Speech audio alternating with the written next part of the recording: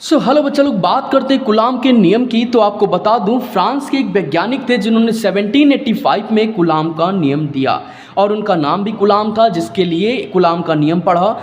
इसमें क्या कहते हैं, किन्हीं दो आवेशों के मध्य कार्य करने वाले बल के संबंध में एक नियम दिया गया जिसे कूलाम का नियम कहा जाता है। जैसे कि आप यहाँ देख सकते हैं, हमारे पास एक Q1 आवेश है और एक Q2 आवेश है, तो इनके बीच में एक बल कार्य करेगा। इसी के संबंध में जो नियम होगा उसी को कूलाम का नियम कहेंगे। इनके बीच की दूरी आप देख सकते हैं R दी गई है। तो चलिए चलते हैं, बहुत ही डिटेल में इसको समझते हैं। तो यहाँ क्या करें, दो स्थिर बिंदु आवेशों के मध्य, ये एक Q1 स्थिर बिंदु आवेश है और दूसरा Q2 है। इनके मध्य लगने वाला बल,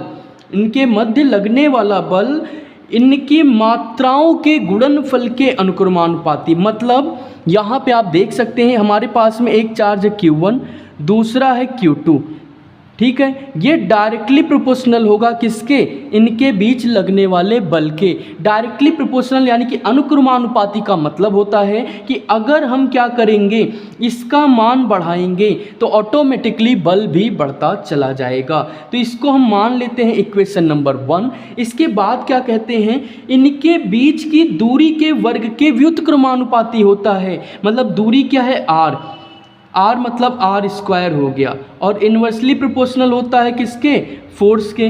तो ये दो चीज़ें हमको यहाँ कही गई, क्या, किन्हीं दो स्थिर बिंदु आवेशों के मध्य लगने वाला बल उनके गुणनफल के अनुक्रमानुपाती तथा उनके बीच की दूरी के वर्ग के व्युत्क्रमानुपाती होता है।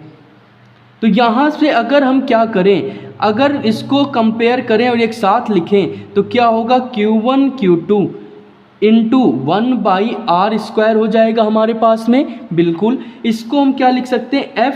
जब ये साइन हटाते हैं तो कोई कांस्टेंट लगाते हैं, तो हमने यहाँ K कांस्टेंट की तरह यूज़ कर लिया है, और इसको हम लिख देंगे Q1 Q2 अपॉन R²। अब यहाँ तक हो गया। अब इस K की वैल्यू क्या है आपको बता दूँ, K की वैल्यू है 1/4πε0। ये एक कांस्टेंट होता है, तो इसको क्या लिख देंगे, F is equals to 1/4πε0 Q1 Q2 upon R²। और इसी को हम क्या कहेंगे, इसी को कहेंगे कूलाम का नियम। तो ये चीज़ आप याद रखिएगा।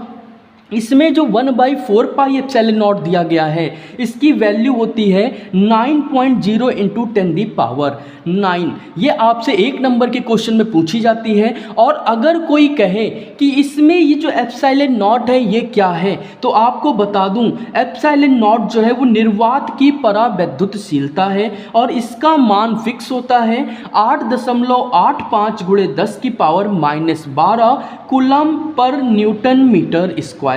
तो ये चीज़ आप याद रखिएगा।